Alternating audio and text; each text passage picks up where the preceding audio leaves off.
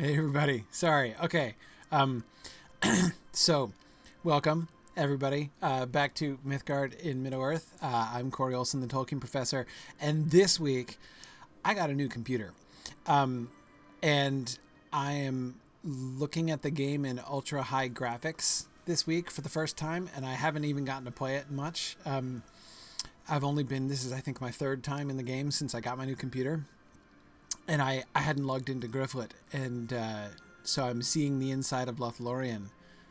I didn't even realize there were little dandelion fluffs flying around. That's adorable. So I'm going to attempt to not spend all of my time in today's session staring around and marveling at all the details that I've never seen before. But I hope you'll bear with me if I do a certain amount of that anyway, at various points. Like I can see the individual Malorn leaves on the trees in the distance. That's so cool. Anyway, okay. Sorry. So, yeah, anyway, right. So Grifflet is here. He's still in the spot where he's been meditating for a week now. So he's gonna do it now officially again. Yeah. He's meditating about Arwen and Aragorn, as we spent a lot of time last time doing. So is that not is that an insufficient amount of meditating that he seems to have done just there? No, we're doing it again. Am I not in the right spot?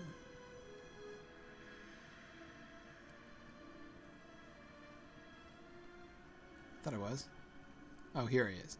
Here it is. Okay. I was not quite on exactly the piece of real estate where this happened. Okay. I wonder why they chose the root of this particular tree. Oh, well. Okay. All right. Okay. I've got to go back up the tree. I need to get to the flat on top of Karen Emroth again. Hey guys, Frodo and Sam in high resolution. Good to see you guys. Okay, up we go. Woohoo! So yeah, I hope you guys can see the difference in the stream. The stream quality should be better. Pretty much everything. My internet connection is the same, but my limiting factor was never my internet connection. It was always the processing power of my old machine. But yeah, calm and the peaceful look of one who has meditated. You might be mistaking that for the marveling look of somebody beholding ultra high resolution graphics for the first time to Elaine, but it's all good. Yeah. Okay.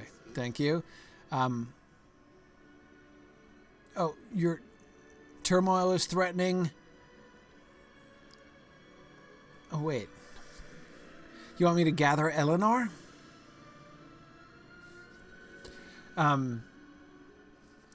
Okay, hang on, wait. Turmoil threatens our golden wood for the first time in many a year. The ravages of orckind to the northwest, the unusually aggressive river creatures to the southeast. I worry that fear may be taking more of a toll upon us than we might admit to. You've an idea. All right. All right. I might help you see it to its completion. May aid in staving off the insidious dread that is the enemy's weapon. Okay, we need to fight against the dread that could be falling upon Lothlorien in this time as the enemy seems to be closing in around it. That seems good. The golden flower we call Eleanor and its pale counterpart, Nifredil, are nearly as much in the heart of every elf as is Karen Emroth itself, the hill upon which they grow. Their smell revives us, their gentle colors rest our eyes.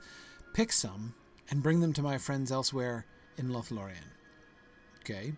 Maliriel is the feast mistress at Imlad Lalaith. Follow the road east, right? I know where that is. Ambendel is at Echad Endestel. Okay, yeah, right. Is he the slime guy? Retrace your steps back. Okay, right. Yeah, I'll do that. Talon Fanuathal is west of Karen Emroth. There you will find Bahanath, the quartermaster. Okay. That sounds interesting. I may or may not end up fulfilling that entire quest, but that's anyway. Hey, Lagos and Gimli, can I look out with you now that I can see? Karen, whoa, look at that's me almost falling off the flat. Oh yeah, Karen Amroth looking even better. Can I see anything to the east now? I was trying to look off into the distance before. What can we see off to the east? Still not much. I mean, I can see trees and stuff over there. Can't see Dol Amroth though. No, Dol Amroth. Yeah, Dol Guldur, of course, is what I mean. Dol Amroth. But I can't resist picking Nefredo and Eleanor. Can't promise to deliver them all, but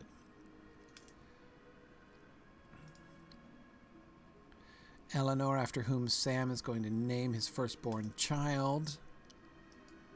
Right? An elvish flower name. Traditional flower name. Traditional Shire flower name, and yet an elvish flower. Both to indicate the special beauty of Eleanor and the elvish influence over the Shire at the time of her conception. Through the box of Sam. But also, of course, to indicate the sort of the new contextualization, right, of the Shire and the wider world. So you've got the traditional Shire flower name, but now elvish flowers are, the elvish flowers of Karen Amroth are included in that list because, of course, Sam is bringing home with him experience and memories of the wider world, and not just Shire flowers. And of course, Sam being a gardener makes that even more poignant, right? That he comes back with, because of course Sam brings back botanical and horticultural experience of the wider world and signals the connections in that way, which is cool. But Eleanor, by the way, is also, and I think I mentioned this before, I had my wife's permission to name our daughter Eleanor if we had a daughter, but we didn't. We just had boys, so I didn't end up having a child named Eleanor. But I even got permission to spell it with an A, had we had a girl child. But it wasn't her, it was him. So ended my one chance to name one of my children an actual bona fide Tolkien name. Okay, all right. So like I said, I may or may not deliver them. We'll see. But I think we should go... Where do I need to go? Oh, yes, I need to go to Orthyr and tell him about the saplings. Right, I was in the middle of that. I had ascertained that they were brittle and stuff. They looked bad. Let's see. No, you just want to give me that same quest again. Oh, Orthyr is the one, right? He's... Okay, right, he's over this way. All right. Let's get on the pony. All right. All right. So, the Eleanor and Nefredo whipping by my face there at a rapid pace. Okay.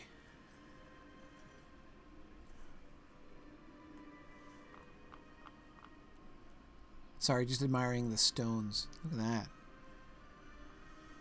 Wow. Okay. Looks a lot less like a sidewalk than it used to look. Okay. Let's see, who are you? You're the stable master, so you're not quite the one I'm looking for.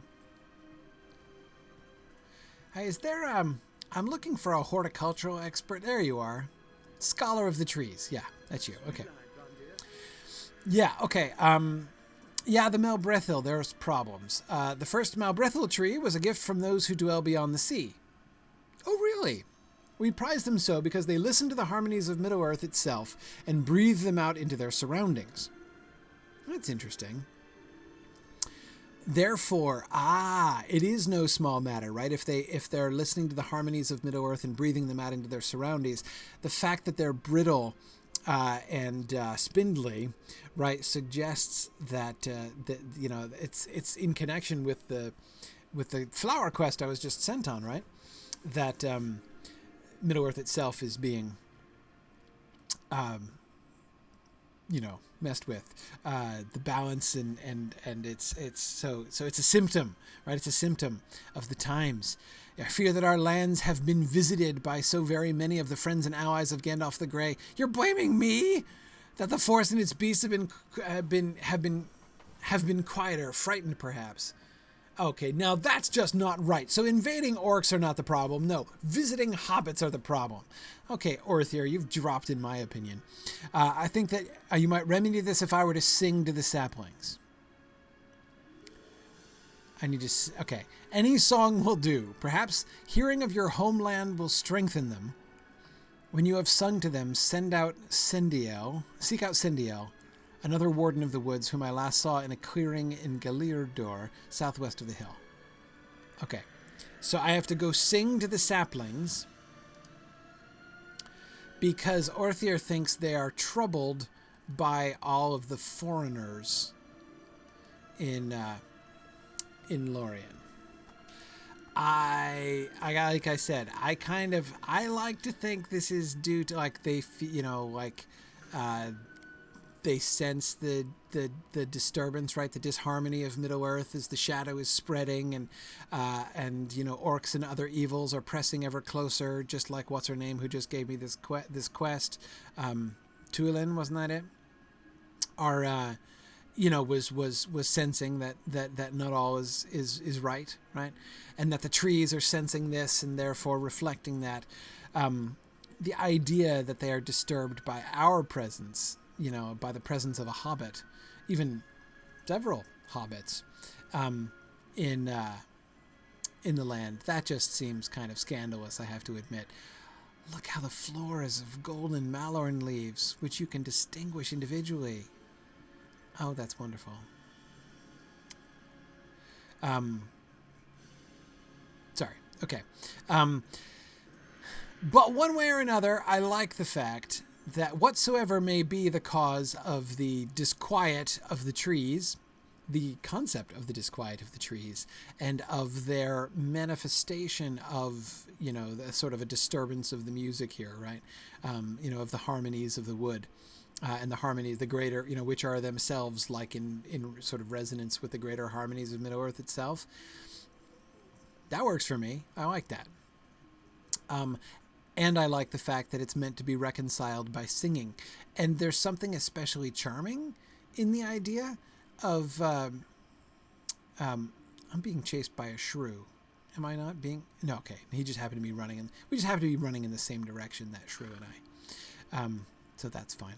So I need to, there's a certain, yes, I need to sing to 4 different saplings. So yes, the idea that they would be eased by singing is a lovely idea. I love this idea because, okay, it's overly delicate.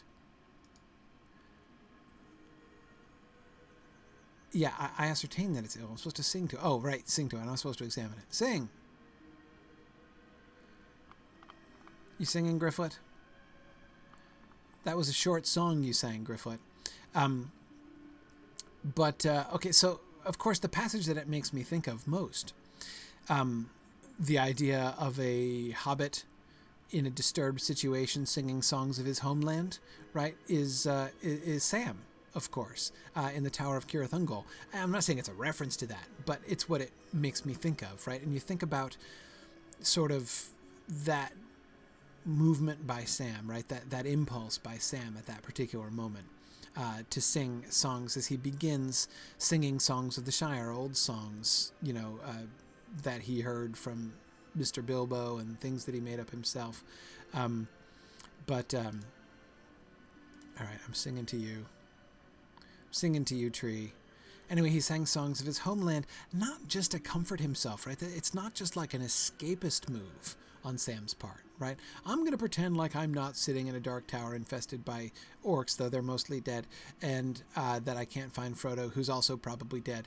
And so I'm just going to pretend none of that exists, and instead I'm going to sing songs about home so I can think about home and not worry about the rest of it, right? That's not what Sam's doing. There's something much deeper and much more profound about Sam's choice to sing songs of the Shire at that moment, songs of peace and harmony in this in that place, right?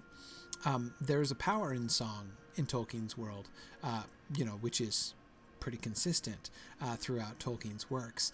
So the idea that these, again, whatsoever it be that has actually disturbed the saplings here, the idea that singing to them of my homeland in the Shire could heal them, could assist in their healing, is a lovely idea. Did I already sing to this one? Is that why it's not giving me credit? I did. I've sung to that sapling a whole bunch of times, and it's not giving me credit. I must have returned to my original sapling. Okay. I have to keep hunting for another sapling here.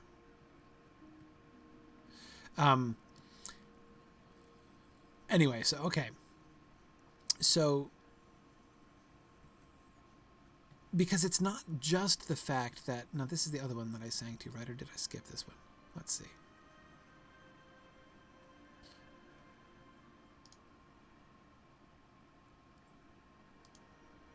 No, I must have sung to that one, too. Okay, I need to find an unsung to sapling here. Is there any trees here I haven't sung to? No. Right? I've clicked on you. I'm singing to you. Okay. You are not the sapling I'm looking for. Okay, I've now sung to 3 different trees twice each, apparently. Anyway, like I keep attempting to say before I interrupt myself, singing to them in the Shire is really cool. Because, of course, it speaks... And that's why I kind of think that I don't like Orthyr's interpretation of the illness of the trees. That they're spooked by the presence of hobbits, right? And that they, in my song, are learning from me that, hobbits are, like, nice and friendly, too, and it's okay that we're here. It's, to me, far more appealing to think that they are, again, the trees are sensing the greater disruption of the, of the world around them, and are troubled by that, and that in singing of them of the Shire. See, one of the roles that, of course, the Shire has throughout the Lord of the Rings is the... Okay. Anytime I want to come across another tree that needs singing to, I've got to have sung to this one.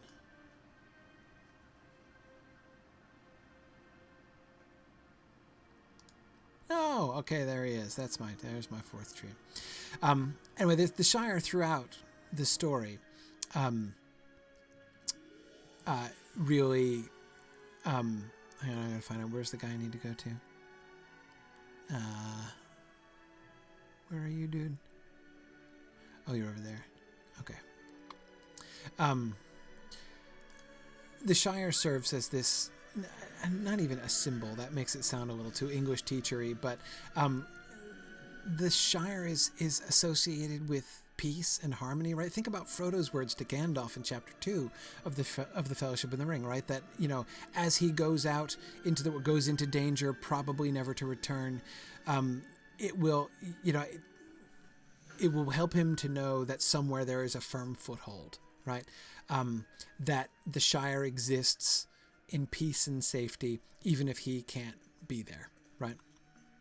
So that's the role that the Shire has, and I like the idea so that, first of all, in one sense, that I'm imparting that to the trees, right? By singing of the Shire and sharing with these trees of Lothlorien who are feeling the danger pressing ever closer.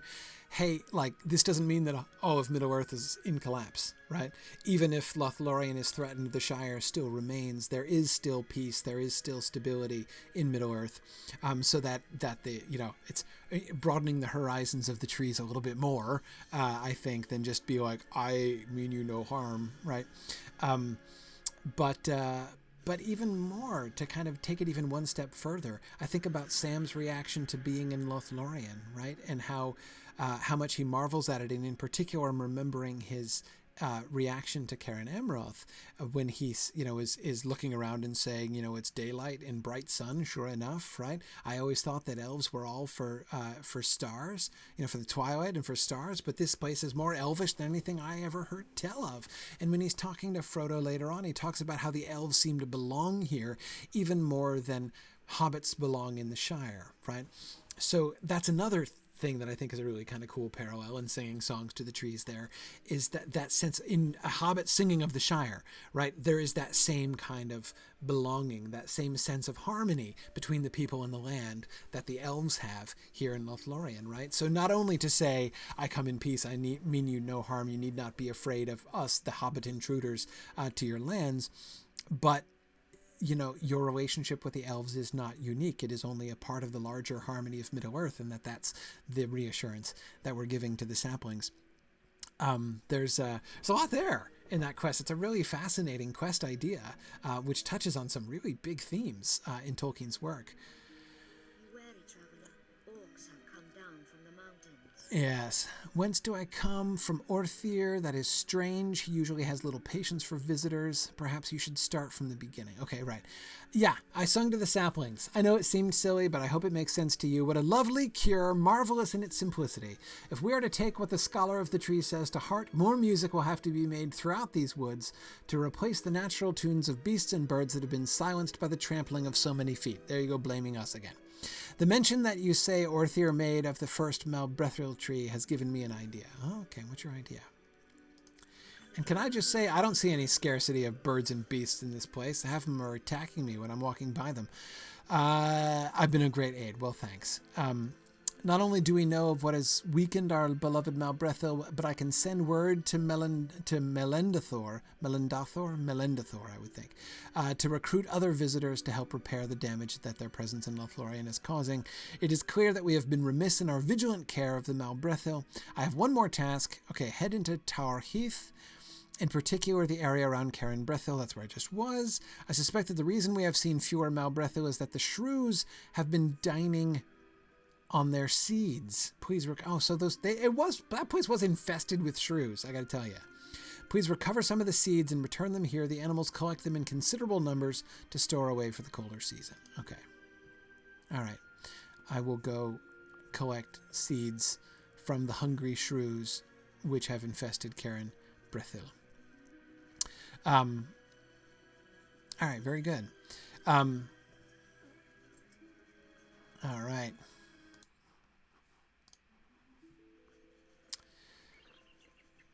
Okay. Back to look for more seeds. Let's plant some more of these trees. Let's stop this shocking everywhere around here? Am I being attacked? The music stopped because I'm being... Yes, it did. Figures. Being pursued by a stealth lynx. Jerk. So, where am I meant to collect them from? Do I have to kill shrews? I do. Okay. All right. First, I've got this stealth lynx with which to deal. All right. And now I've got to hunt shrews. There's a forest shrew. Oh. Would you come back here, shrew? I'm going to stealth myself and sneak up on the shrew. Boom! Oh! Oh, that shrew sounds really angry. Okay, biting shrew.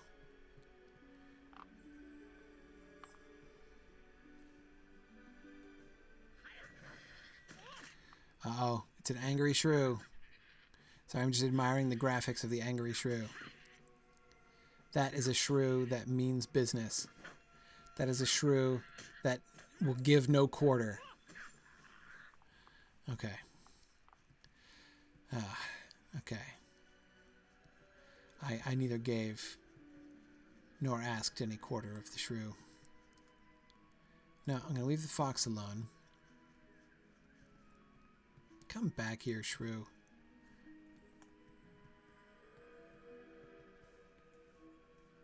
Oh, you're hiding? Really? I totally can't get that shrew.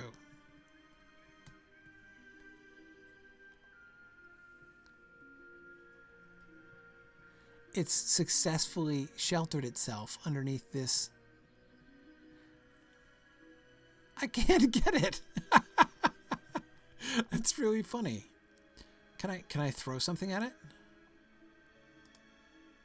No. Unbelievable. Fine, shrew, you live. I will let you live. There are other shrews in the forest.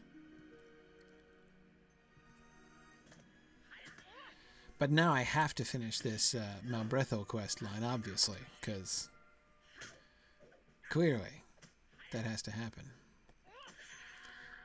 I want to see where else. I want to see where we go next with this.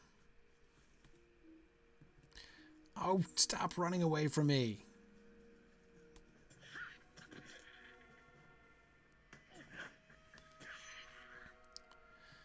All right, is that enough?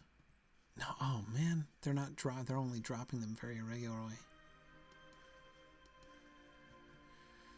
You have to kill a lot of shrews if only a few of them, if they only occasionally drop the seeds. Okay. Anyway, let me answer a lore question then while I am shrew hunting. So, a question. I mentioned this before. Tony Mead had asked a question, which is a delightful question to answer here in Lothlorien, very relevant to many things that have been happening and of which we've been discussing, and that is the diminishing of the firstborn. So, firstborn, not the firstborn. They might have been the firstborn as well, but the firstborn. So, Tony was asking. So Galadriel talks about diminishing.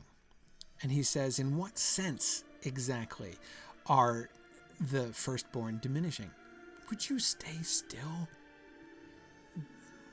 Bloody shrew. In what sense are the firstborn diminishing? When Galadriel says, you know, I must diminish and go into the west. In what sense are the firstborn diminishing? So, okay. And he was asking, like, in power, in numbers, you know, in what sense do we understand that to be true? And there are a couple answers to this question, actually. There's the Lord of the Rings answer to the question, and then there's the historical answer to the question, which is really interesting. Because the Lord of the Rings answer to the question is power, diminishing in power and sort of significance. A word that Tolkien uses in this kind of broader sense is stature. Right, stature, which literally means height, right? How tall you are, but there's more than just physical height involved in the concept of stature. So anyway, yeah. So that is the basic sense in which. All right, hang on. Look, hunting for shrews still. That is the basic sense in which the elves are going to diminish. They will become lesser. But in the Lord of the Rings, it's really vague, right? Like, so, okay, so their significance is going to be less. I guess their power is going to be less in some way. Exactly why is that going to happen? Like, by what mechanism are they going to be reduced? I mean, we know that Galadriel's influence and her power in Middle-earth, in the sense of her, like, oh, that shrew just tempted me over a cliff. Oh my goodness, these shrews are so wily. First, the one hides under a root where I can't get it, and the other one tempts me to my doom over a cliff. That's another shrew that deserves to live. I'm telling you, these Lothlorien elvish beasts, right? I've got this one pinned against the cliffside, though. You'll never survive. My goodness, I have met my match in cunning today. Okay, so, but like I said, the sort of it's kind of vague. Galadriel's power and influence are going to wane because the Ring of Power is going to dwindle in strength, right, after the destruction of the One Ring, because they're tied together. Even though Sauron didn't make the 3 rings, yet nevertheless he sort of bound up the other 3, sort of tied them to the One Ring. That was why the One Ring was made, in large part. So, am I being chased by a lynx again? Yes. Annoying lynx. Anyway, so that's easy enough to understand, but okay, but we're not just talking about Galadriel losing the ring, right? When we talk about elves diminishing, it's not most of them. For most of them, the vast majority of them, there's another cliff. It's not merely the fact that they are. Where are the darn shrews? I need one more shrew, people. Come on now. Anyway, it's obviously not just about the rings of power. So if not, then what? Right? What exactly is happening with the elves? Well, in the Lord of the Rings, it's never really explained. We're told that we're just given a kind of a vague sort of fatalistic explanation, right? The time of the elves is done. The fourth age is going to be the age of the dominion of men, like for some reason, right? But that mechanism isn't really explained. That is a change in 2 ways from Tolkien's earlier writings. The concept of the diminishment of the elves and the dominion of men is a very old idea. It goes back to the very, very beginnings. Darn it, it wasn't my last shrew. I was hoping that would be my last shrew. The idea of the diminishing of elves goes way back in Tolkien's thinking, to the very origins of the mythology, the first versions in the Book of Lost Tales. And what we saw, and there are 2 things about it that go back to then. On the one hand, the idea of the elves fading and men, becoming ascendant, is back then. But it's not just the idea that goes back there. Again, there are 2 ways in which it changes. One is what the diminishing looks like, and the second is the fact that there is no mechanism. I said in the Lord of the Rings, it's never explained. Like, what is it exactly that is the efficient cause of the elves diminishing, right? And what exactly is that diminishing going to be looking like? Those are questions that the Lord of the Rings doesn't answer. Well, the Book of Lost Tales did answer those questions, so that apart from the fact that what happens and why is different, the mere fact that there is an explanation is different in the Book of Lost Tales. And the reason is, it's the air and the sun. Oh, finally. Good thing hunting shrews wasn't too annoying. Boy, I learned my lesson. I'm not hunting shrews anymore. Forget about it. I'm swearing off the hunting of shrews. I'm going to hunt something safe, like Uruk-hai or, fire drakes or something like that. Anyway, so he did have an explanation, and it was about the sun and the air of Middle-earth. That when the sun arose, so like in the Silmarillion, it still says that like the age of the sun is the age of men, but it doesn't actually, the published Silmarillion doesn't explicitly say that the sun has an actual physical effect on elves, that like since the sun arose, the elves have begun to diminish. But in the Book of Lost Tales, it did say that the sun actually causes the diminishing of the elves. So over time, they're diminishing. The other significant difference, and this, when I first learned it, was kind of mind-blowing, is that the elves when we talk about the elves diminishing in the original mythology in the Book of Lost Tales, it wasn't just about diminishing power. What was diminishing was their physical size, in fact. Hang on that for a second. Okay, yeah, there's seeds. Yes, I tore them from the bleeding and reluctant corpses of many shrews. These seeds should have survived their little detour through the shrews. Oh, good. Yes. Okay. That's it. You're welcome. You're welcome. It was all worth it. It absolutely was. Okay. So I'm going to,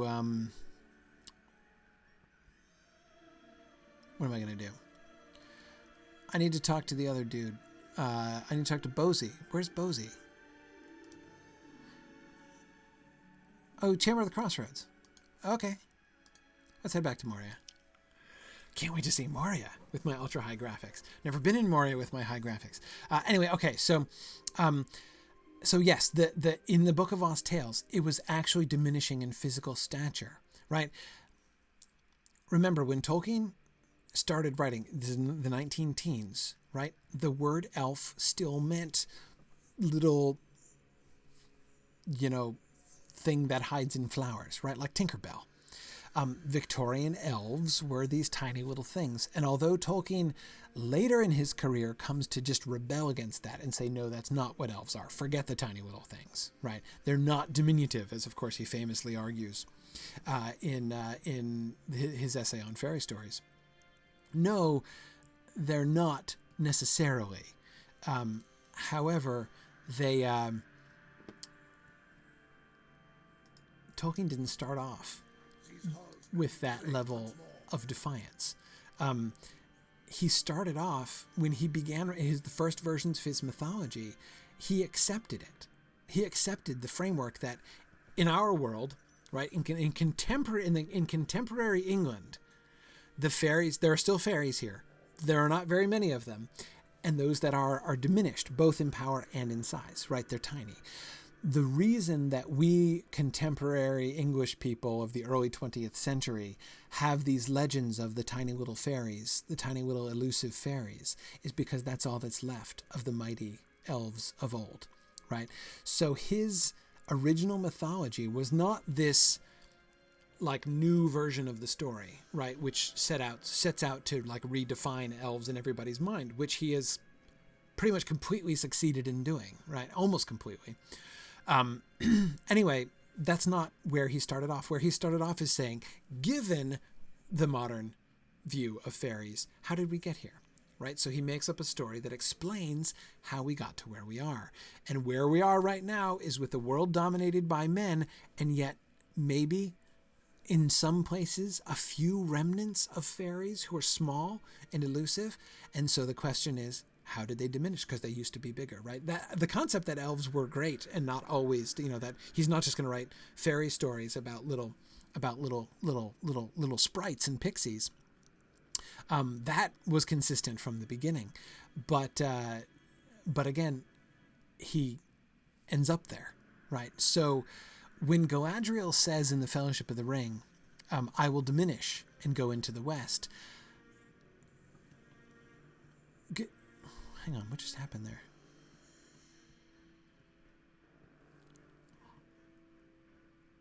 Is there like a puff of smoke from when I land?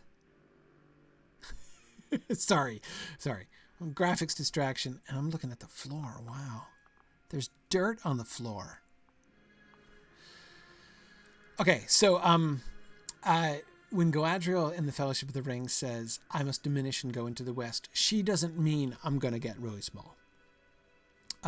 I don't think that when Galadriel said that, when Tolkien wrote that line of dialogue for Galadriel, his conception had already changed, right? She doesn't mean I will literally diminish.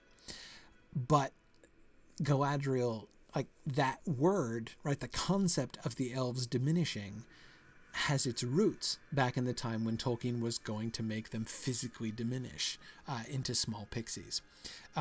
So anyway, that's sort of the two answers to the question, and it's kind of fun to sort of see how they work together. Hey, Bosie. So these are my first dealings with Celeborn of Lorien. Yeah. I do not know what to make of him. You don't know what to make of Celeborn? Nobody does, really. I mean, he's kind of, to be frank, he's a bit of a cipher compared to his wife, so that's just kind of the way it is. But anyway, all right, welcome back. You were disappointed that Gimli didn't return. He does have his reasons, and trust me, they're good ones.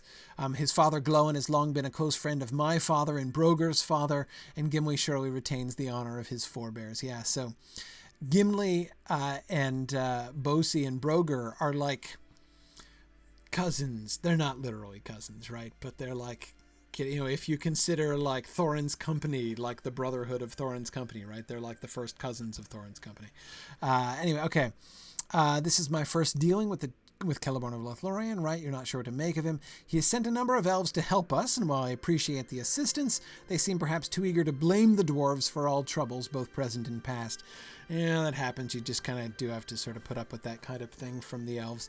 At times, they have established a camp with one of my dwarves, Orvar Bellhammer, in a newly excavated passage off Durin's Way, Buzunghar. Okay. It is located in the very southeastern corner of Tharak Bazan in the southern wall, right near the exit from those gardens. Okay. All right. I know where to find them. Orvar is having difficulty getting along with the elves. All right. We'll head over there. See what we can do to be of assistance here. Okay, Stable Master, where we want to go is, can we go to Tharak Bazan directly? That'd be awesome. No, we can't. Maybe I go back to the 21st Hall. Yeah, let's do that. Let's approach this from the other direction. No offense there, Mr. Stable Master. Dwarf. Oh, wait, I forgot I wanted to see that. Oh, well.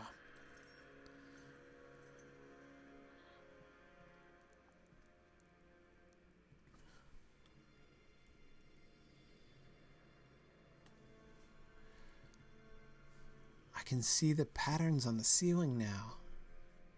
And the movement of the air beneath it. Wow. Okay, sorry. All right, Stable Master. May Durian return soon to his halls. Oh, I didn't introduce myself over there. Fine. Oh, I can't even go to Jazargund? Okay. We'll hoof it.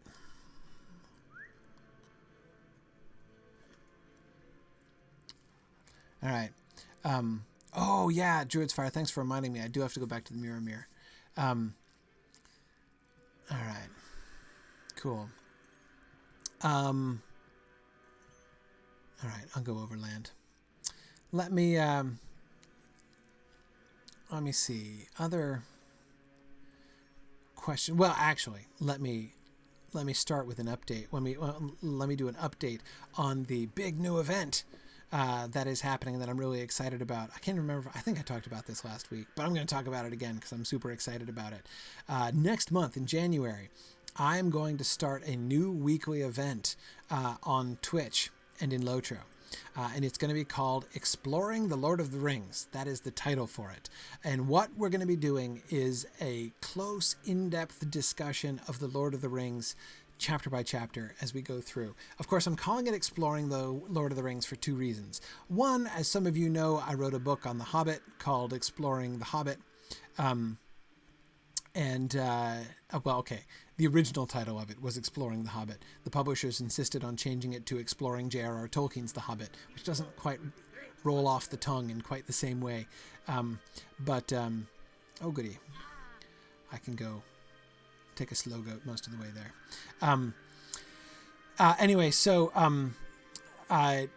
that's the name of my book on The Hobbit. And for those of you who don't know my book on The Hobbit, I'm not trying to sell you my book on The Hobbit, but in my book on The Hobbit, what I did was a chapter-by-chapter discussion. So I dedicated one chapter of the book to each chapter of The Hobbit, going through and doing a careful reading of The Hobbit, looking at the overall themes of the story and how the Hobbit kind of holds together and sort of the overall shape of it, looking both at the close up at the details in the chapters, as well as looking at the big picture and sort of looking at how the themes unfold over the course of the whole story.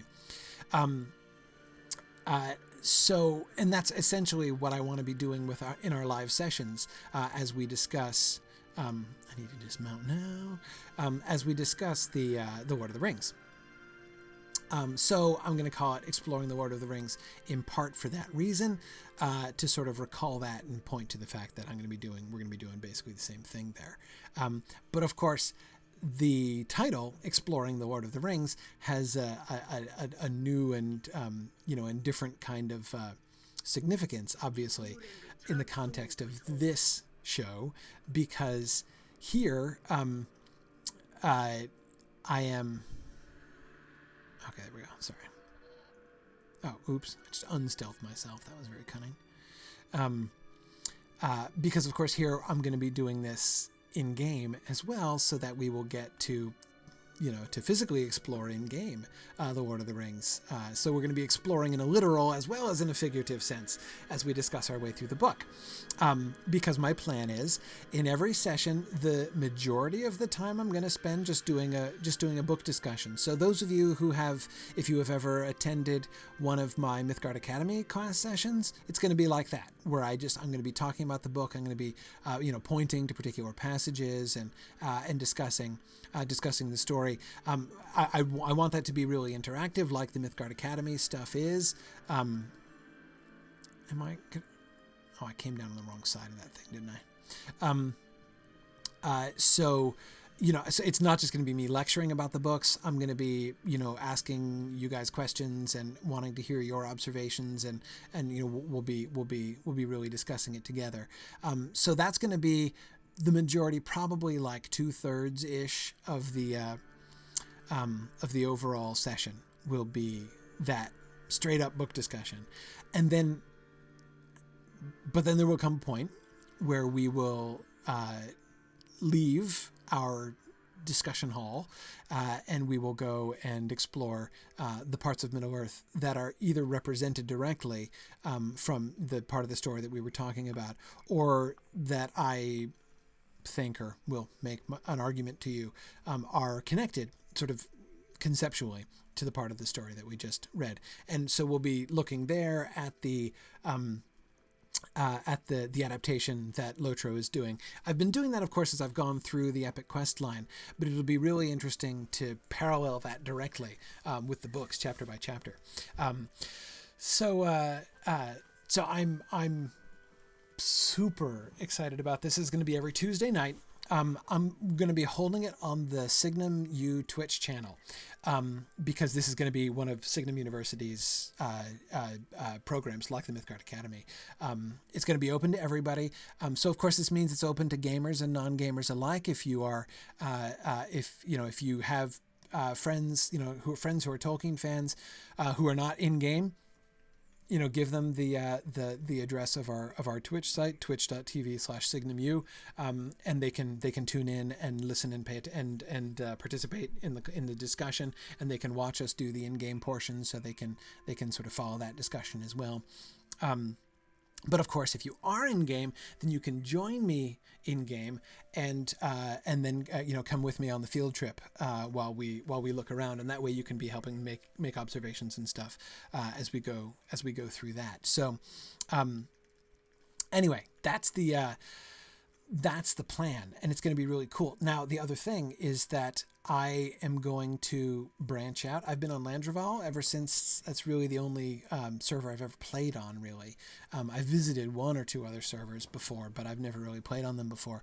So what I'm going to do is I'm going to be creating a new character on all of the servers, and I'm going to actually rotate through. So each week that I do the class, I'm going to be doing it on it. I'll have a regular rotation that I'll be going through and doing it on different servers, so that different people can have a chance to. I've been feeling a little bit bad. I know that some people who watch this stream are not Landreval people, and have sometimes expressed the sort of disappointment that you can never be involved in the in-game stuff that I'm actually doing. So I want to give everybody a chance to do that, and everybody else, of course, can join us on Twitch and still take part in the discussions and everything too. So anyway, very excited about this new endeavor. This is something I've been kind of working towards and sort of dreaming about. I've been talking about ever since I started playing LOTRO. I've been talking about my desire to do something like a class, right, in game, and be interacting with the environment and talking about the books and everything. So after having been doing this for a while, I've been streaming for a while and being in game for a while, and we've sort of finally come to ways in which we can make this happen, and I think this is going to work out really, really well, and I'm very excited. I'm also amazed at how awesome these purple plants look. I mean, look at the veins on the leaves. Wow. That is cool. Not to mention that these elves' outfits are just sharp. Look at that. Looks really good. Grifflet has a perfect vantage point right in the middle of this campfire for looking at that. Man, Hey, Orvar. Yeah, you look good too, but not as good as your friend Nympheleg over here does. Yeah. So I hope that that you guys. So one thing to keep in mind, if you are interested, if you would be interested, like if you have a kin on one of the, obviously again I have lots of connections on Landreval where I've been now for a couple of years, but if you are in a kin on another server and you think people in your kin would be interested in participating in the discussion and coming along with me on our exploration when I do my week in your server, get in touch with us. You can contact Maven in game. You can send an email to me at info@signumuniversity.org will get to me. That's the just the info email that's at the bottom of the Signum University website. That'll definitely get to me too. And I'd love to make a connection if you'd like me to come and I'd like to come and sort of meet your kin and stuff. That'd be cool. So yeah. I would love to sort of make some more connections, and because the more people we can have doing this, I think it's going to be a really fun opportunity for players who have been immersed in the game for a long time to get a chance to kind of step back and really immerse themselves in the book and the game at the same time. I think it's going to be a pretty eye-opening experience for everybody, really, including me. That's why I'm so excited about it. So anyway, okay. Let's talk to Orvar. This cavern was recently unearthed, and the gardens here still thrive. The gardens, I know, right? This must be a particularly moist part of Moria, I gotta think. Okay, the elves have been sent by Celeborn for the purpose of helping us drive the evil out of Khazad-dûm. That's nice. So they say, but they seem much more interested in casting blame about than in doing anything helpful. Okay. This cavern, Buzunghar, was found shortly after you departed, and many of my folk were impressed by the state of it. The gardens still thrive, at least up here they do. Something rots and corrupts the plant life as you descend. Oh dear. But while we could use some real help in clearing the cave of danger, instead these elves speak often of digging too deeply and disturbing things best left unstudied. Sorry, that really needs air quotes, right? I can imagine this dwarf using air quotes there, right? The elves speak often of digging too deep and disturbing things best kept undisturbed. You've got to both do air quotes and roll your eyes at the same time, I think, to capture Orvar's spirit here. If this is the best Celeborn has to offer, I'd rather he kept them in the woods. Okay, talk to Corunothiel Grifflet and see if I'm wrong. But I'm not wrong, is the undertone. You'll see, okay, right, you'll see I am not. Okay. Okay, Mr. Confident. Hi, Corunothiel, what's going on here? So, are you guys just critiquing and, harping on the whole digging too deep thing? Some evil lives at the bottom of Buzungar, and it corrupts the gardens here. Ah, yeah, some evil is there and the evil may spread. This is always the way of dwarves. Why must they always dig into the places they were not meant to go? Will they not be satisfied until no evil remains beneath the stone, and all have come to the surface to lay waste to the home of elves and other good people? Can we, compromise on fighting the evil when we find it? If Orvar will not listen to reason and collapse the only entrance to this passage, sealing the corruption within, we must find its source and destroy it. See, now this is interesting, right? Because of course, just as this elf is complaining about the dwarfish tendency to be always probing and nosing about, right? Not content until they've dug into every place, even where they're not meant to go. Notice what this elf's solution is. Just seal the tunnel, right? And therefore, what does she say? Sealing the corruption within. So there's corruption, right? But if we just kind of seal it off, it'll be kept in, and then we can mind our own business, and then it can mind its own business, right? And so we'll be safe in our little, hermetically sealed elf realm, and the evil will still be there and be locked away, and it won't bother us, right? That's a kind of elvish solution to this problem, right? But it's not actually obvious to me that solution is a better solution than Orvar's solution. Notice what he wants from the elves is help to seek out and destroy the evil thing that is infesting his home, rather than just saying we're going to coexist with the corruption, right?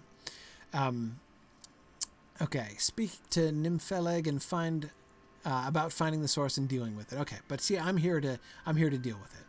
We have seen Globsnaga orcs deeper within Bulzunkar and fear that they will soon climb up into this place. Okay, have they been corrupted by the wilting rot, or is there some other cause of their affliction? These questions are secondary to the most important matter, that they be defeated before they can do us any harm. Destroy them as you undertake Nympheleg's scheme for cleansing the source of the wilting rot. Okay, so I've got to defeat a bunch of Globsnaga warriors, execute the plan, which I don't know what it is yet, and defeat the skirmishers as well. Okay, fine. Kill a bunch of the fungus orcs. What's the plan, Nympheleg? Okay, the rot that pervades the lower reaches of Bulzunkar is not of the natural world. Okay, and that gives us the duty of removing it. Well, good, I'm glad you don't just want to seal it up and walk away. If Orvar will not listen to our advice and seal the passage, oh, you do want to seal the passage and walk away, we must destroy the source of the willing rot before it escapes into wider Moria and becomes a much greater threat. I agree. I believe I have the means to do this. Oh, good. This barrel. Oh, good, I get an elf stone. Haven't had an elf stone in ages. This barrel will catch pure light even at its most dim and reflect it upon the corrupted walls of the passage. If you place it on a stone in the deepest area of Bulzunkar, it will be like a beacon to the evil of the rot, drawing forth whatever lies behind the wilting rot in agony. Okay, so the light will cause agony, but it will also draw them, right? That seems perfectly appropriate, right? The idea that they are, the evil creatures are drawn to even that which pains them, right? Both hating and desiring the thing, right? That that's a thing in Tolkien, right? So that seems fine. Okay, so all right. So what do we do? Okay, at this time, I must destroy the source of the rot, but use caution. I must remain close to the barrel, or its effects will not serve to weaken. Oh, right. So I've got to stay close to it, so it'll weaken the thing. Okay, fine. All right, so I get to... What did I... Oh, what deed did I complete? Oh, I got ally status with Lothlorien. How handy, right? Guest of Lothlorien. That's kind of an attractive title, given the fact that the Fellowship were also guests of Lothlorien. Making progress in my Defender of Lothlorien quest. Okay, right, that's good. Of course, I leveled up some legendaries, as is to be expected. Okay. All right, everybody, let's go find the source of the wilting rot. Ooh, I can't wait to see Globsnaga orcs. Now, I am embarrassed to tell you how much time I have spent losing my way in these tunnels in the past. And that's part of my problem right there. Okay. Ooh, boy, you are an ugly one. Wow. Oh, and the fungus erupting was completely gross. You know, I'm not sure that explosions of pus are really favorably enhanced by ultra-high graphics. But it's okay.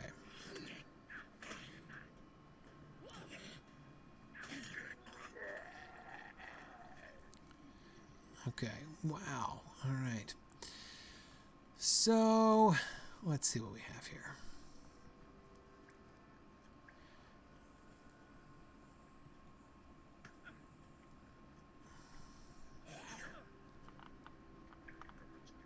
Wow. Oh, great. Yeah, I don't want to be around the exploding pustule, thank you. Oh, but I have to come closer or else I can't fight you because I don't really have reliable missile weapons. I mean, I am grateful. I have received a gift of many throwing knives so that I can at least initiate combat at a distance now, but you still can't really call that a missile weapon, you know, in the fullest sense of the term.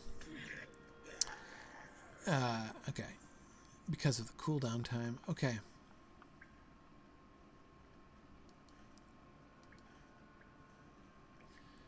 Well, I guess since I have to kill a bunch of them anyway, I might as well fight the ones that I'm coming through. Cave walls look really cool.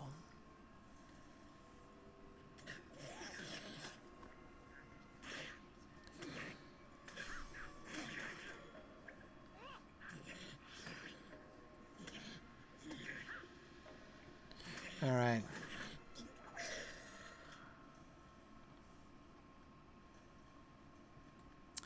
I don't think I want to go up.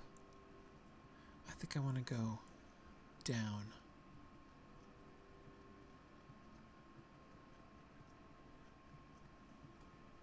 That's where I think I want to go. Okay. You know, it'd be easier for me to navigate my way through here if you guys weren't attacking me every other, you know, time I round the bend, but that's okay. It'll be fine.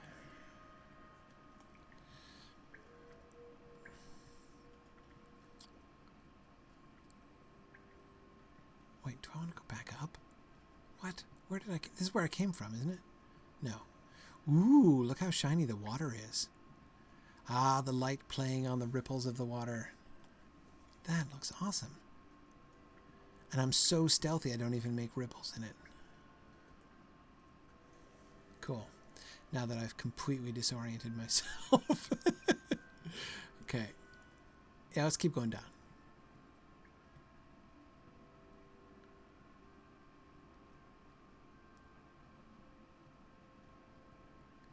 Alright. Ha-ha! Ho-ho! Alright. I did it. Hell, that was easy. I want to look down the precipice. Oh, there's water down there. Who knew? I never knew there was water down there.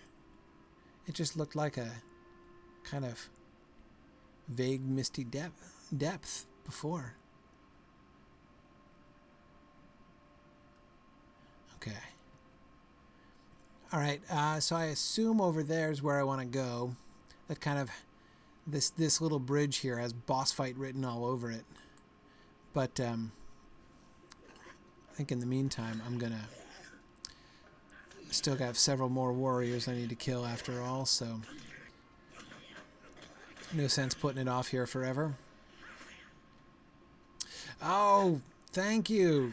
Thank you, Madman. I didn't... I forgot to pick his pocket. I will try to take advantage of the opportunities. Yeah, I don't want to fight all three of them at once. I am not a guardian. I have to keep telling myself that. I am not playing a guardian. Here we go. Here we go, Nitesh. Ready? Where is it? Here it is. Okay. Darn it! Oh, that was lame. Griffith, that was insufficiently burglarious. It really was a disappointment. Tried to sneak up on that guy. He heard me coming. That was disgraceful, Griffith. You need to do better than that. Okay. Here we go across the boss-like bridge. I love how the centerpiece here with the roots hanging down, like how this looks like a tree, right? From there, it looks like the trunk of a tree with its branches hanging down. It isn't, but that's what it looks like. And because this is the creeping rot, this presumably is the same kind of lush vegetation that was growing up there. And of course, we know we're close to water because it was very damp up there, and that's why all the plants come from. And of course, so it makes sense that there'd be water down here, right? This is the source of the water, but it's also the source of the rot. So we have lots of dead things here. There's a Kyrog. Oh dear. Yes, he looks unfriendly. Yes, and it ends in Rog, so that's probably the insidious evil that is lurking down here that the elves wanted to seal away and not disturb. I can't pick their pockets. Oh, I didn't have him selected. Oh well, another failure. Griffith, you got to get back on your burglary game here.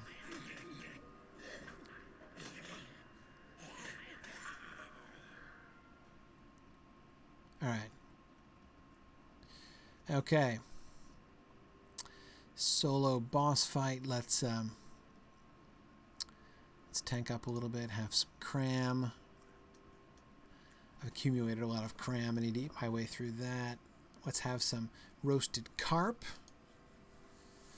Thank you very much. I think, Maven, I think it was you that sent me the roasted carp, wasn't it? Appreciate that. That stuff is awesome. Okay. I will unleash an elf stone upon you.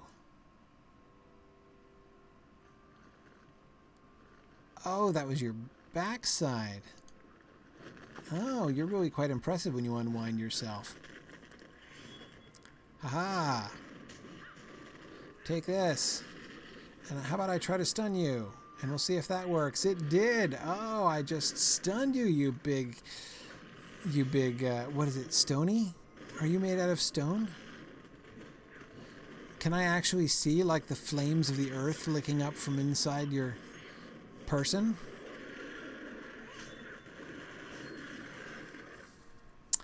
Oh, man, you were scarcely a challenge. I collected the barrel back. Oh, good. Okay. So, okay, oh, no, that's it for that, but I still have to kill some more. Oh, I only need one more warrior. Okay. I'll find one more warrior on the way back up. Now, getting back, that's the really tricky thing. There you are. Okay. Here we go. Ready, Nitesh? Here it comes. Yes! Oh, I successfully burgled a pure Celebrant salve. Why did you have that? What on earth were you going to be doing with that thing? It's kind of cool to burgle useful things, though.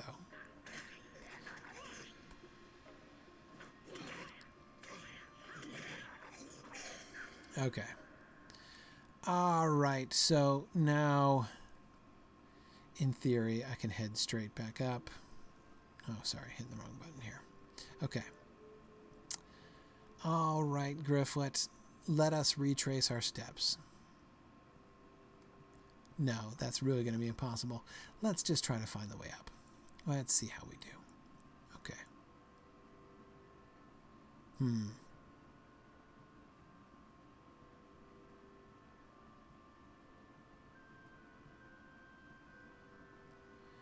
Okay, we're climbing. That seems good. I'm stuck, apparently. There we go. Now I'm stuck and being attacked. Oh, there is my way through.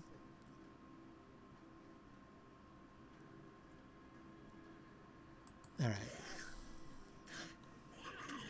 Yeah, I find these tunnels a little challenging. The twists and turns and the different vertical levels make the mini-map very difficult. And I have a hard time visually distinguishing the different tunnels. So, and this is a blank wall. Blank wall cunningly guarded by a Globsnaga warrior, so that's good. Okay.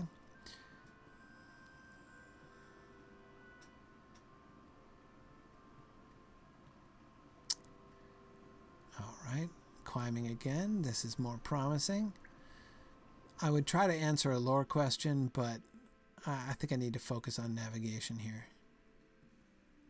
Okay, that's a dead end, isn't it?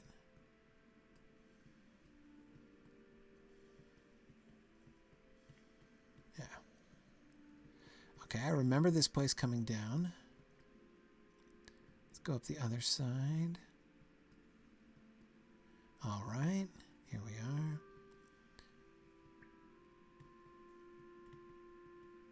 All right, we're in flat land up here. Are we close? We want to go this way? Uh-oh, we're descending. That's not good, is it? Oh, no! Darn it, I just plummeted. Oh, right. Yes, that's the drop-off that I never see until it's too late. Shoot. Okay. Right, because I did come in that way, but that was bad. Oh, you're in terrible pain. Oh dear. I'm quite sincerely sorry to hear that. Okay.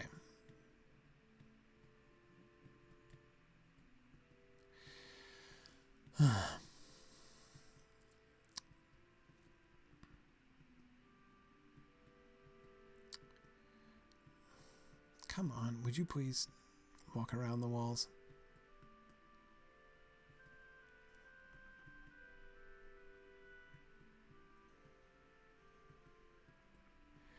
Okay. All right, back up in the main chamber here. Oh. Okay. I want to go this way. Oh, hey, Kiriana. I want to... Oh, thank you for that assistance. I think I want to go this way. Do I want to go this way? No. Because I want to go this way. I want to take a left. Can I take a left? Yeah, I can take a left. Okay. All right, this is good. I think this is good. I want to keep going straight. Can I keep going? No. No, no, no. Not that way. I want to go this way. All right. No! Not okay! I'm back. Ah! Okay, okay, okay. This is totally gripping theater, I know, trying to navigate my way through.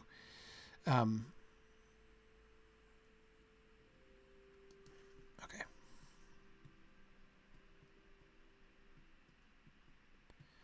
Okay, Gwabsnaga Warrior. Then I come around the corner and I go up the hill. And I meet the dead end. Good, good. Yeah, that's excellent. Okay. Hey, Kiriana, do you know where you're going? Should I follow you? Because I think you just hit the same dead end that I just hit. Pretty much. Yeah. So that suggests to me that you also don't know where you're going. Which, like, I can understand. As I certainly don't know where I'm going. Okay, let's go this way. As I'm fairly sure that this is the way. In that, I've proven that the other way isn't the way. So, okay. Back up to the place with the puddle. So from here, I wanted to go up here, right? So I think where I want to go is up this way.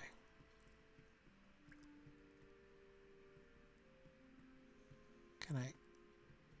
No, it's a dead end.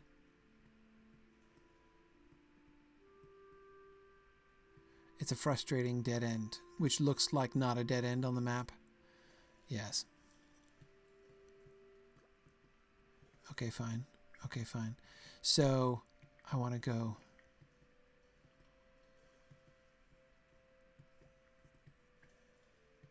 No, I don't want to go this way. I don't want to go back down.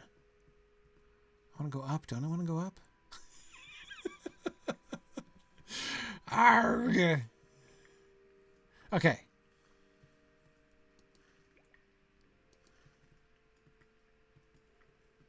Let's go this way.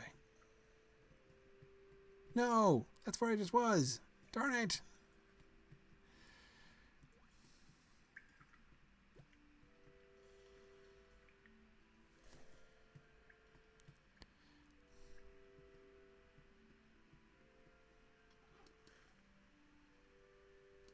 Okay, maybe this is good.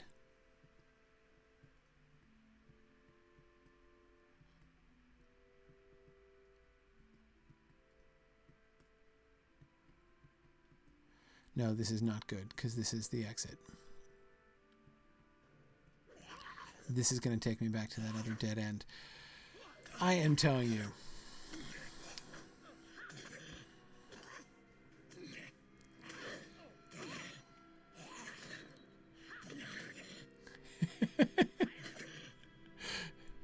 Hey, Moobot is lying on me right now.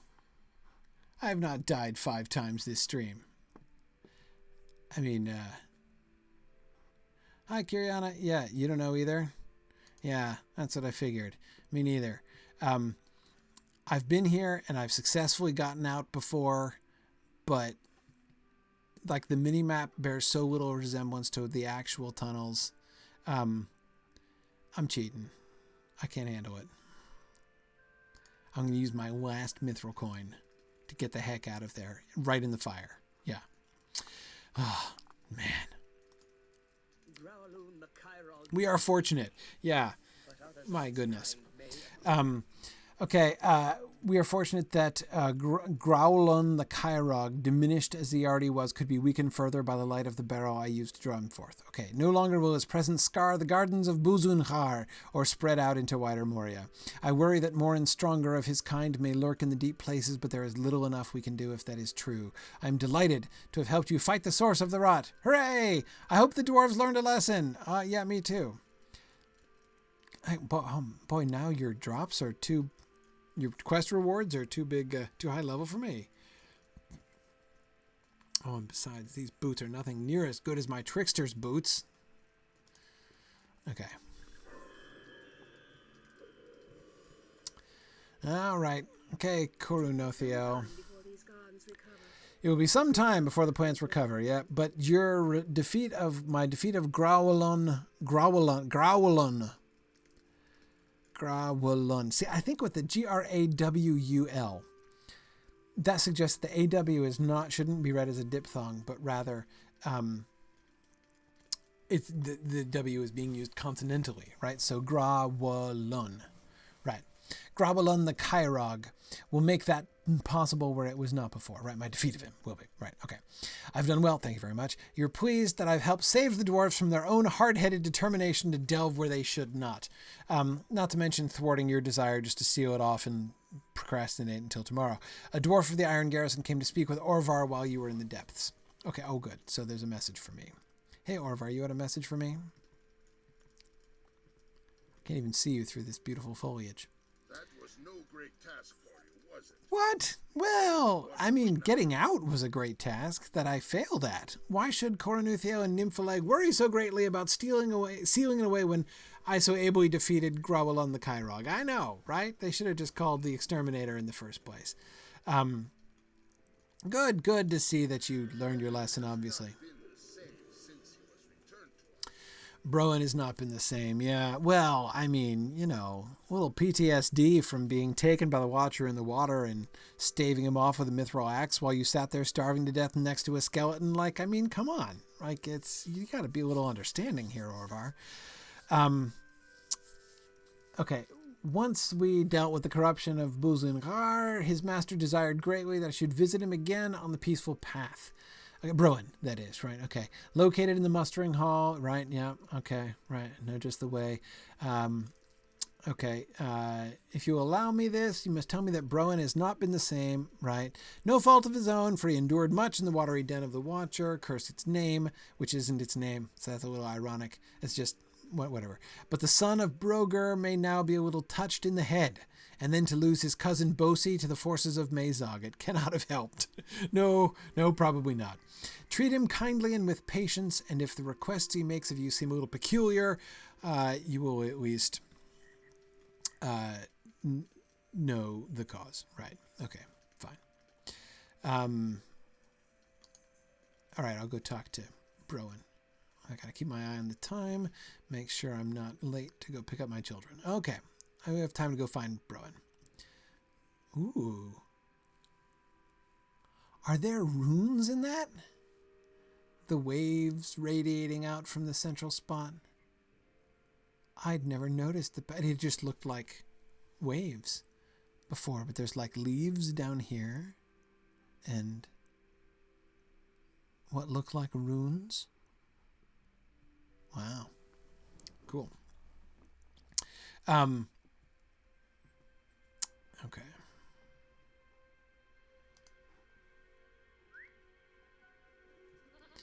Let's go find Broen.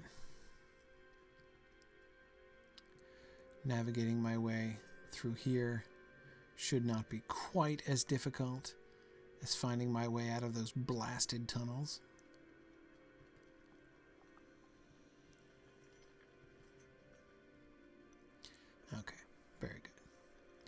Strong work there, Grifflet.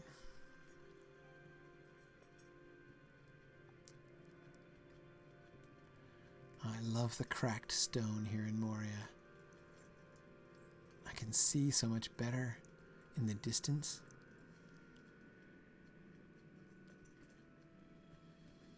Oh, yeah.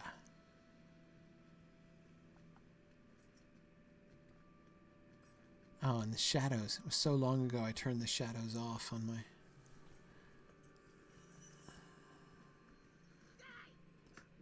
Oh, fine.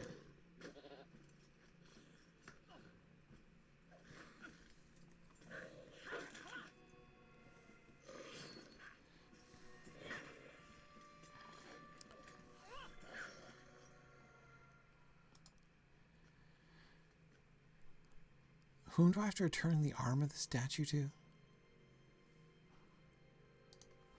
Helgi? No, Helgi's the guy in the statue. It's his arm. Okay, a dwarf named Uxie.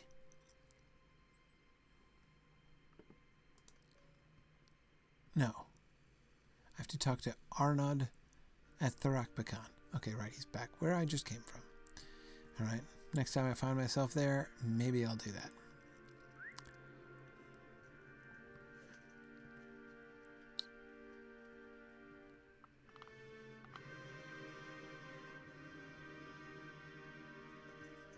Why is the floor dirty over here, and then it suddenly ceases to be dirty? Whoa. Hi there, underside of goat. Just trying to look up at the ceiling and see why the pattern changes there. Alright. Here we are. Let's head into the peaceful path. Okay.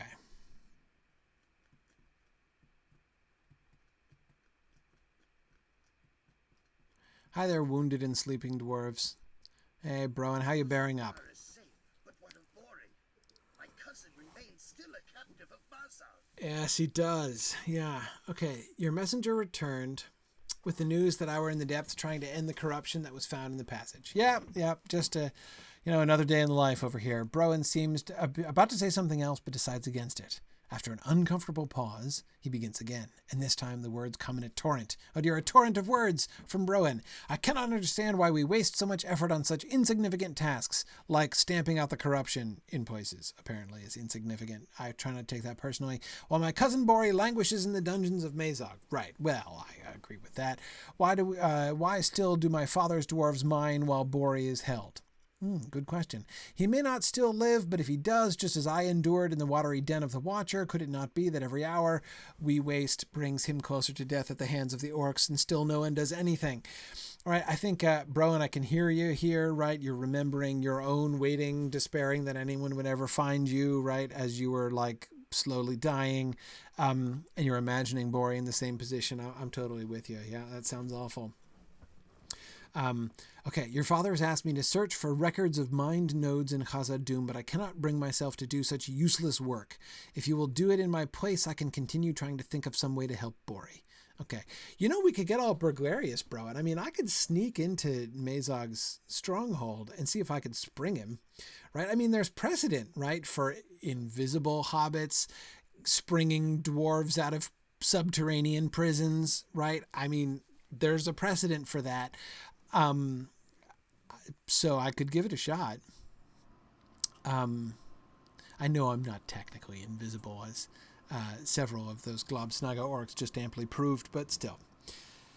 Anyway, okay, so I'll look for the records in the archives of the Great Delving. Ooh, I'm looking forward to going to the Great Delving with my new graphics. Okay, right, Chambers of Wisdom, Knowledge, and Deep Thought. I remember those. I think I've been there, actually, so I know just where those are. I can do that. But, Broen, I think I'm going to have to do that next time because I believe we are, yes, just about out of time. So good. Excellent. Yeah. Oh, Torshan. Yeah. I see your lore question over there. I talked about that. Not last week before, maybe it was the week before. Anyway, sometime in the last few weeks, I talked about that. Answer: naughtier things. Yes. The half orcs are the result of naughtier things, but naughtier things with the active contrivance of Saruman, right? So yeah, that's very bad, very bad. Yeah. Okay. Anyway, yeah. So I've got to I've got to run. But it was good hanging out with you. Don't forget, go over to Signum U, the Signum U Twitch stream, and give us a follow on that, and you'll get notifications when I join there. I'm going to be doing some more streaming now that I have my new computer set up. I'm going to be doing some more Wigan streaming in Rohan, right? Continuing to follow the epic quest line, finishing up going back and finishing the Great River, and then going down again into Rohan. So I'm very excited to do that and to see more of Rohan in the sort of new world that is opening up before me. And of course, I want to end by sending out a huge thank you to the person who knows whom I'm thanking. The new computer that I got, it's not a coincidence. For those of you who attended the marathon streams I did during our fundraising campaign last month will remember, well, month before last now technically, will remember that in my Wigan marathon stream, I had a sort of a hardware catastrophe as my computer started to die in the middle of my stream, and I had to try to learn how to ride a war steed with like hideous lag going on throughout the game.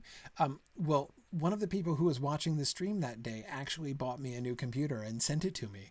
I was just blown away by the generosity of that gesture. So my brand new MacBook Pro, which is sweet and powerful and awesome, is all due to the generosity of one of my listeners and viewers here. So I you know who you are, and I thank you so much for what you did, and that was just really awesome. So and thank you all of you who joined me for my stream and who make this so much fun and who have so much fun with me as I have been exploring Middle Earth here. So thanks everybody, and I will see you guys next week. And as I say, come join us on Signum U. And not only will you get to see me when I do my Wigan streams, I'm also going to be I've been doing streams with my 8-year-old son, who's beginning his own explorations with his guardian Charmandy. He's a Pokemon fan, as you can tell. We're going to do another Charmandy stream, I think, tomorrow. That's the plan. So, if you want, but I never know when those things are going to happen. So if you want to join me for my spontaneous Wigan streams in Rohan, or my really kind of cute streams with my son, my 8-year-old son, Matthias, then you'll want to subscribe to our channel, and of course to see some of the other awesome shows that we're doing, like Girls of Middle Earth and Aerithert and Maven's trivia contests, and more programming that we're adding all the time. So I hope that you will that I'll see you there, and in any case, I'll see you back soon again, one way or another. So thanks everybody for joining me, and I will see you guys soon. Bye now.